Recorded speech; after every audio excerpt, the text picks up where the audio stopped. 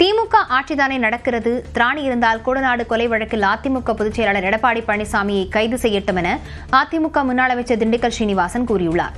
மதுரையில் செய்தியாளர்களை சந்தித்த திண்டுக்கல் ஸ்ரீனிவாசன், கொடநாடு வழக்கில் A1 எடப்பாடி பழனிசாமி என்றால் 4.5 ஆண்டுகளாக திமுக அரசு என்ன செய்தது என்று கேள்வி எழுப்பினார்.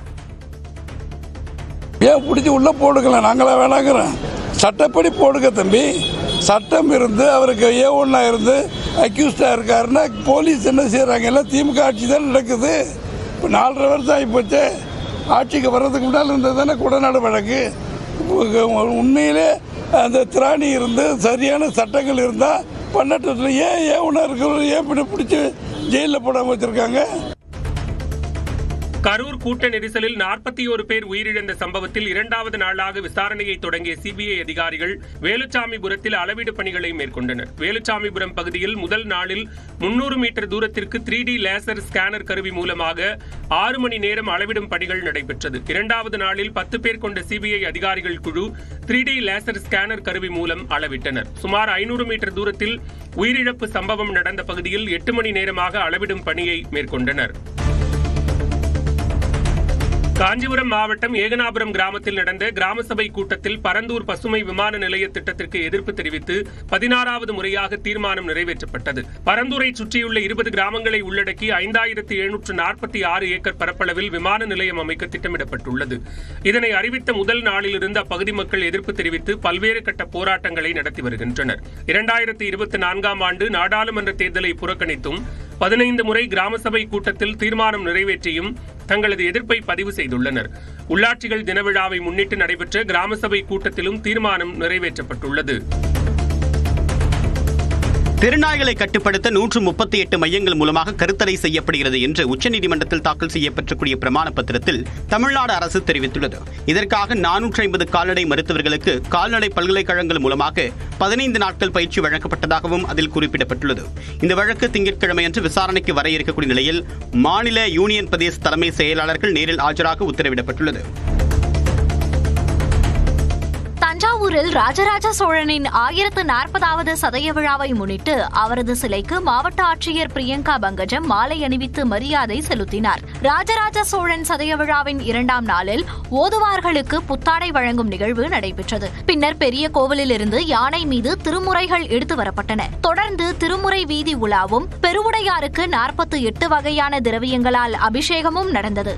அதன் பின் பல்வேறு அரசியல் கட்சியினரும் பல்வேறு இயக்கங்களை சேர்ந்தவர்களும் ராஜராஜ சோழனுக்கு மாலை அணிவித்து மரியாதை செய்தனர். இந்த விழாவுக்காக தஞ்சாவூர் மாவட்டத்திற்கு உள்ளூர் விடுமுறை அளிக்கப்பட்டுள்ளது. பௌர்ணமி கிரிவலத்தை ஒட்டி பக்தர்களின் வசதிக்காக விழுப்புரம் திருவண்ணாமலை இடையே வரும் 4ஆம் தேதி சிறப்பு ரயில் இயக்கப்பட உள்ளது. விழுப்புரத்திலிருந்து அன்றைய தினம் காலை 10:10 மணிக்கு புறப்படும் சிறப்பு ரயில் காலை 11:45 மணிக்கு திருவண்ணாமலை சென்றடையும். மறுமார்க்கத்தில் திருவண்ணாமலையிலிருந்து மதியம் 12:40 மணிக்கு புறப்படும் சிறப்பு ரயில் பிற்பகல் 2:15 மணிக்கு விழுப்புரம் வந்தடையும். 8 பெட்டிகளை கொண்ட இந்த மெமு ரயில்கள் வெங்கடேசபுரம், மாம்பழப்பட்டு, ஆயந்தூர், திருக்கோவிலூர், ஆதிச்சனூர், அண்டம்பள்ளம், தண்டரை ஆகிய ரயில் நிலையங்களில் நின்று செல்லும் என்று தெற்கு ரயில்வே அறிவித்துள்ளது. கடலூர் அருகே இருசக்கர வாகனத்தின் மீது ATM வாகனம் மோதிய விபத்தில் ஒரே குடும்பத்தைச் சேர்ந்த 3 பேர் உயிரிழந்த சம்பவம் சோகத்தை ஏற்படுத்தியுள்ளது. கொடிக்கால் குப்பத்தைச் சேர்ந்த ராஜேஷ் இருசக்கர வாகனத்தில் தனது தாய் ராமாயி, தந்தை பக்கிரிசாமி ஆகியோருடன் துக்க நிகழ்ச்சியில் பங்கேற்க சென்றார். கோண்டூர் அருகே வந்தபோது இவர்களின் வாகனம் மீது ATMல் பணம் வைக்கும் வாகனம் நேருக்கு நேர் மோதியது. இதில் ராஜேஷும் பக்கிரிசாமியும் சம்பவ இடத்திலேயே உயிரிழந்தனர். தாய் ராமாயி கடலூர் அரசு மருத்துவமனையில் அனுமதிக்கப்பட்ட நிலையில் சிகிச்சை பலனின்றி உயிரிழந்தார். தமிழ்நாட்டுடன் கன்னியாகுமரி மாவட்டம் இணைந்ததன் 70வது ஆண்டு விழாவையொட்டி நாகர்கோவிலில் உள்ள எல்லை போராட்ட வீரர் மார்ஷல் நேசமணியின் சிலைக்கு அமைச்சர் மனோ தங்கராஜ், ஆட்சியர் அழகுமீனா, MP விஜய் வசந்த் உள்ளிட்டோர் மாலை அணிவித்து மரியாதை செய்தனர். இதை இந்த ஆண்டு நாங்கள் சிறப்பாக கொண்டாட இருக்கின்றோம்.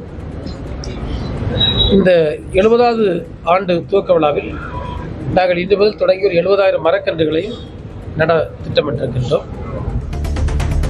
செங்கல்பட்டு அருகே காவல் நிலையத்திற்கு வழக்கு ஒன்றில் கையெழுத்திட சென்ற நபர் கத்தியால் குத்தப்பட்ட சம்பவத்தால் பரபரப்பு ஏற்பட்டது. அச்சிறுபாக்கத்தை சேர்ந்த மத்தூர் கிராமத்தை சேர்ந்த விஜயகுமார் மற்றும் பாதிரி கிராமத்தை சேர்ந்த வினோத்குமார் இடையே முன்விரோதம் இருந்து வந்ததாக கூறப்படுகிறது. இந்நிலையில் வழக்கு ஒன்றில் காவல் நிலையத்திற்கு கையெழுத்திட சென்ற போது இருவருக்கும் இடையே தகராறு ஏற்பட்டது. அப்போது மறைத்து வைத்திருந்த கத்தியால் வினோத்குமாரை தாக்கிய விஜயகுமார் கைது செய்யப்பட்டார். உதகையை அடுத்த நீர்மின் நிலையத்தில் சுற்றுலா வாகனத்தை யானை மறித்த வீடியோ வெளியாகியுள்ளது. சுற்றுலா வாகனத்தை மறித்த யானை சிறிது நேரம் அன்னநடை போட்டு மீண்டும் வனத்திற்குள் சென்றது.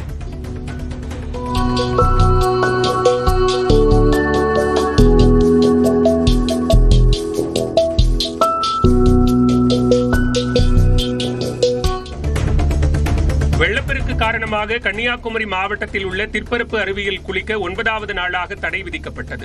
மழை குறைந்ததால் பேச்சுப்பாறை அணைக்கு வரும் நீரின் அளவு வெள்ளிக்கிழமை வினாடிக்கு 375 கனஅடியாக இருந்த நிலையில் தற்போது 317 கனஅடியாக சரிந்தது. நீர் வெளியேற்றமும் வினாடிக்கு 230 கனஅடியாக குறைக்கப்பட்டுள்ளது.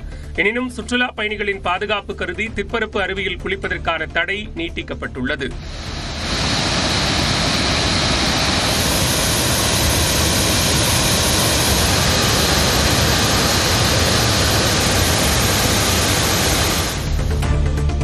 சபரிமலை ஐயப்பன் கோயிலில் தங்கக்கவச மோசடி வழக்கில் மேலும் ஒருவர் கைது செய்யப்பட்டுள்ளார். தங்க மோசடி தொடர்பாக திருவிதாங்கூர் தேவசம் வாரியத்தின் முன்னாள் செயல் அதிகாரி சுதீஷ்குமாரிடமும் சிறப்பு புலனாய்வு குழு விசாரணை நடத்தி வந்தது. அதில் துவாரபாலகர் சிலைகள் தங்க மூலம் பூசப்பட்டவை என்பதை மறைத்து செப்பு தகடுகள் என கோயிலின் அதிகாரப்பூர்வ ஆவணங்களில் பதிவு செய்து மோசடிக்கு வழிவகுத்தது உறுதி செய்யப்பட்டது.